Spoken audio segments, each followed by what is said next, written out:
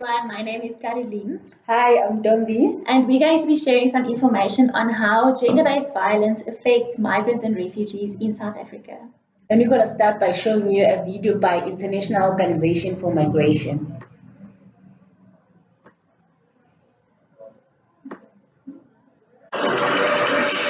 Leaving your country is life-changing. Sometimes you have to leave everything behind.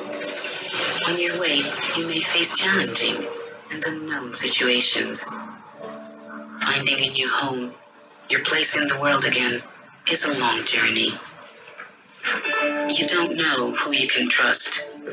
Being a migrant can place you in a vulnerable situation, even if you left your home on your own will. Sexual and gender-based violence means being hurt because of your gender identity, your sexual orientation, or just because you're a man or a woman. They can hurt you because they are stronger or because they are in a position of authority. Unfortunately, sometimes the closest ones to you, your partner or a family member, could harm you physically, sexually, emotionally, verbally, financially, or by isolating you from family, friends, and help. You can feel ashamed and stigmatized by the community, but no one has the right to hurt you. Sexual and gender-based violence is never your fault. If you experience or even suspect abuse, take action. It doesn't matter when and where the abuse occurred. You can still get help and support. Okay, so I quickly want to run us through some of the basic definitions and terminology. I think the video covered most of it. But in the first place, I think there's many reasons why people leave their countries, and then they get classified in different categories. So the main categories that we have in South Africa are refugees, asylum seekers, and migrants. So a refugee is someone who left their country because they are personally at risk of persecution or serious human rights violations. And then the South African government, once they've gotten to South Africa and gone through the application process, the South African government has agreed to protect them on a long-term basis by giving them permanent documentation. The second category is an asylum seeker. So this is also someone that fled their country because they need to be protected. But the South African government has not reached a decision yet. So they've given them a temporary document that needs to be renewed on a regular basis while they decide if this person is truly in need of long-term protection. So every refugee was at some point an asylum seeker, but every asylum seeker will not necessarily become a refugee. So asylum seeker is like a stepping stone to becoming a refugee. Then the third category is a migrant. So migrant is a bit more of a broad category, and this includes anyone who left their country because of a situation. So it can be political unrest, it can be poverty, a natural disaster, or any other serious kind of circumstances. Or this is someone that came to South Africa to look for work, to study, or to join their family. And then in terms of gender-based violence, just to confirm this definition, gender-based violence is violence that is directed against a person because of their gender or sexuality. So both women and men can be affected by gender-based violence, but women and girls are affected exponentially more. So the majority of time, women and girls are the victims of gender-based violence. Gender-based violence is a violation of human rights. It's a serious form of discrimination. It can be physical, sexual, psychological, economical, or a combination of any one of those, or it can just be the threat of one of these acts. When we're talking about refugees and migrants in the context of South Africa, there's two categories of gender-based violence that's important. The first one is societal gender-based violence, which manifests due to normative roles, so values and norms and values, the expectations and its unequal power relationships between genders in a society. And this is also where xenophobia comes in South Africa. And then the second category is intimate partner violence, which is abuse or aggression that occurs in a romantic relationship. So intimate partner violence is different from domestic violence because domestic violence can happen between a parent and a child as well. But intimate partner violence refers to a spouse or a dating partner. It can be a current spouse or a current partner, and it can also be an ex-spouse or an ex-partner. So Ntombi is going to tell us a little bit more about the societal gender-based violence that refugees and migrants face. And after that, we'll talk about intimate partner violence. There are many reasons why people flee their countries and seek refuge in South Africa. One of the reasons they flee from their countries because they are running away from persecution for their sexuality, as homosexuality is illegal in their country, and they come to South Africa where it is legal. African countries where homosexuality is illegal is highlighted in yellow and include countries like Zimbabwe, Namibia, Zambia, and Tanzania. This is an indication of GBV enforced by societal norms and values. It's so sad that after fleeing their country because of war or from persecution, they come to South Africa and also experience discrimination and violence. Throughout South Africa, migrants and in particular refugees and asylum seekers are underserved and overgrown population of vulnerable men, women, children facing extreme difficulties in accessing their right to safety, security, health and dignity. Migration is typically framed through a male lens, boosted by a false perception that healthy young male migrants stream into South Africa illegally to take jobs away from citizens, commit crimes, deal drugs, and steal South African women. This narrative flames on xenophobia, but completely excludes the plight of female migrants and refugees. Media coverage on xenophobia generally reports on deaths, displacement, looting, and disruption of property, but makes little to no reference to GBV. Yet in 2018, the Institute of Security Studies conducted research with close to 100 migrants and refugee women, and most of the women reported gender-based or sexual violence being one of their top threats in South Africa. The number of women migrating to South Africa is ever increasing. The United Nations estimates that the number of women migrants had multiple more than 4 times between 2001 and 2018, and women now comprise about 64% of the total migrant population. Women's experience of migration differs from those of men, and women are at much greater risk during migration. 80% of trafficking victims across the world are women.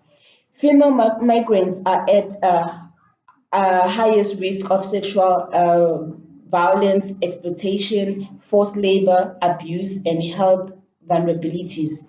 They are more likely to work in less regulated and less visible sectors, and yet migration policies are at best gender neutral, but in most cases geared towards men.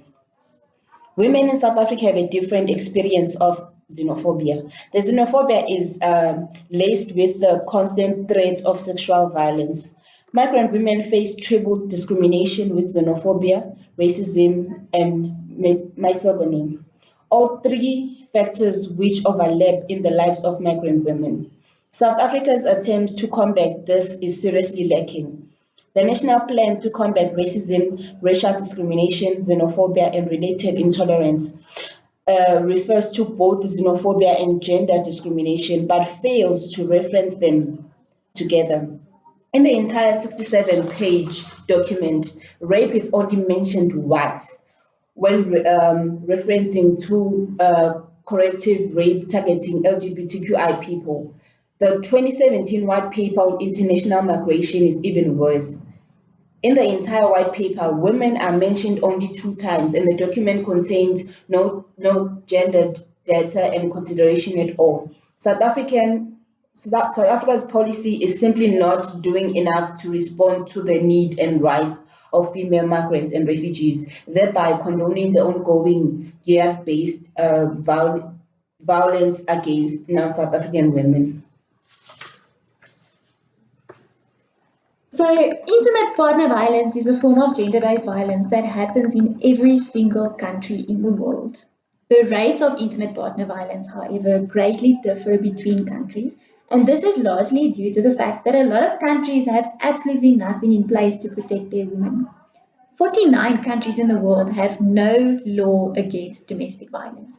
And even more shocking, 112 countries do not criminalize marital rape. So keep in mind that the world only has 195 countries. Out of those 195, 112 countries are not doing enough to protect women against intimate partner violence. In terms of statistics, the World Health Organization published a report with intimate partner violence statistics according to regions, and this report sets the global average at 26%, meaning that on average in the world, 5 out of 20 women are victims of intimate partner violence. It's so important to also note that even in the countries with the lowest intimate partner violence, there's still up to 3 out of 20 women that have reported intimate partner violence. The country in the world with the highest intimate partner violence prevalence is currently Afghanistan. So this is a whole workshop on its own merit, and there's a lot of very, very interesting research on this. But gender-based violence as a whole, and therefore intimate partner violence as well, it's deeply rooted in societal norms and values. So very simply put, intimate partner violence happens over and over again because the societies in which they happen don't do enough to stop the violence. A blind eye is turned to violence against women and girls, and it's simply swept under the rug. This happens in countries that have patriarchal societies. So patriarchal societies means that it's a system of society or even a system of government where men hold all the power and women are at best excluded and at worst forced to submit by using violence. If we zoom in on Africa, the World Health Organization report divides Africa into 5 regions. And every single one of these regions have rates that are above the global average of 26%. So this doesn't mean that every single country in Africa is above the average, but it does mean that when we look at Africa as a whole, the continent has above average statistics on intimate partner violence. Central and Sub-Saharan Africa is the region with the highest prevalence in the world. 65.5% of women in this region live in the reality of intimate partner violence. So this is 13 out of 20 women. It's more than half the women. The vast majority of South Africa's asylum seekers and refugees originate from Sub-Saharan Africa. This means that most of the refugee women in South Africa come from countries where intimate partner violence are exceptionally high, statistically putting women that flee to South Africa together with a partner at risk of intimate partner violence. If a woman was a victim of intimate partner violence in her country of origin, it's extremely unlikely that this violence will stop when she comes to South Africa if she comes with that same partner. And then here's where things get interesting. Refugee and asylum seeking women in South Africa are legally made dependent on their husband or partners. When they claim asylum, a family's claim is treated as one file, and women are unable to make a claim separate from their husband or their partners. The husband, even if it's not a civil marriage, they take cultural marriages into consideration as well. So the husband is treated as the file holder by refugee officers, and so if a woman were to separate from her husband on whose file her case is dependent, she forfeits her asylum claim. So this creates a legal dependency. So a woman cannot leave a violent partner out of fear for becoming an illegal migrant. So Ntombi has spoken quite a lot about xenophobia and the effect that has on gender-based violence for migrant women in South Africa. And as it is xenophobia and exclusion from basic rights, it's a concern for documented migrants. So the exclusion from these basic rights multiplies exponentially for undocumented migrants. So rather than becoming undocumented and risk losing access to medical care, to schools for their children, risk being arrested, these women stay with abusive partners because the asylum system keeps them from leaving these partners. South Africa is not doing enough to keep women and girls safe in terms of policies, processes, and especially in terms of the implementation of policies. Having that last slide in mind, where am I safe? We're going to close with a poem that really talks about GBV in our country. Please listen to it. Thank you. The art of growing. I felt beautiful until the age of 12, when my body began to ripen like new fruit, and suddenly the men looked at me, at my newborn hips, with salivating lips. The boys didn't want to play tag at recess. They wanted to touch all the new and unfamiliar parts of me, the parts I didn't know how to wear, didn't know how to carry, and tried to bury in rib cages. Boobs, they said, and I hated that word. I hated that I was embarrassed to say it, that even though it was referring to my body, it didn't belong to me. It belonged to them. And they repeated it like they were meditating upon it. Boobs, he said, let me see yours. There is nothing worth seeing here but guilt and shame. I tried to rot into the earth below my feet, but I am still standing 1 foot across from his hooked fingers. And when he charges to feast on my half moons, I bite into his forearm and decide I hate this body. I must have done something terrible to deserve it. When I go home, I tell my mother, the men outside are starving, she tells me. I must not dress with my breasts hanging. Said the boys will get hungry if they see fruit. Says I should sit with my legs closed like a woman ought to, or the men will get angry and fight. Said I can avoid all this trouble if I just learn to act like a lady. But the problem is, that does not even make sense. I can't wrap my head around the fact that I have to convince half the world's population my body is not their bed. I am busy learning the consequences of womanhood when I should be learning science and maths instead. I like cartwheels and gymnastics, so I can't imagine walking around with my thighs pressed together like they're hiding a secret, as if the acceptance of my own body parts will invite thoughts of lust in their heads. I will not subject myself to their ideology. I am not a mannequin in the window of your favorite shop. You can't dress me up or throw me out when I'm worn. You are not a cannibal. Your actions are not my responsibility. You will control yourself.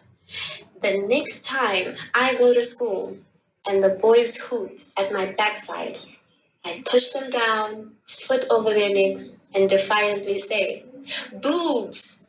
And the look in their eyes is priceless.